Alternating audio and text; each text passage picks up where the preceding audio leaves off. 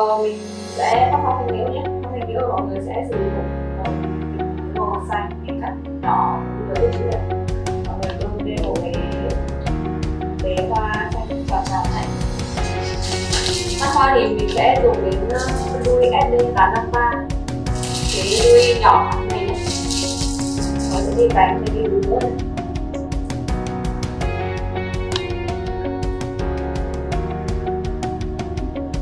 Hoa này bên bánh rất là nổi, thì để đôi xanh hoa trắng hoa của mình khá là nhiều. Mọi người có thể đi bao nhiêu bánh thì sở thích của mỗi người. Thì sẽ là hoa trà, đưa trà mọi người sẽ sử dụng cái đuôi bong bong xuống lại này. Nó sẽ có cả đuôi trà phải và trà đây phải cái bong bong này. Mình sẽ đi cái đề nó chót này chứ. Đi để ngang thì mình đuôi trà.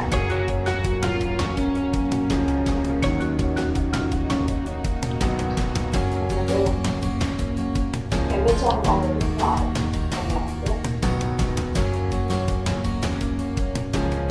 bông hoa này là mọi người sẽ xây dù bánh hoa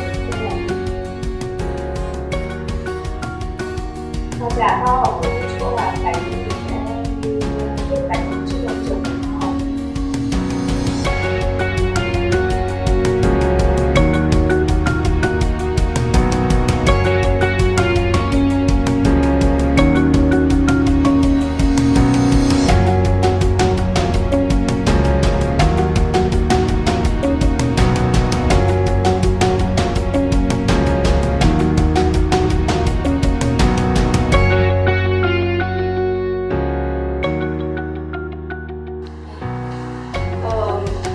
Bánh này mình sẽ xếp theo kiểu bó hoa nhé, mọi người sẽ kẻ từ dưới lên.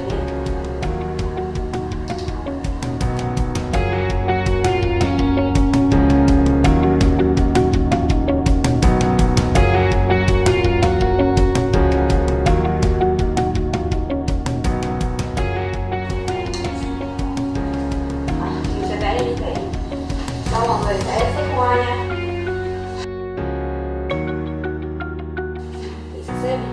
Tất nhiên, cái này mình sẽ cho cái lót nhé.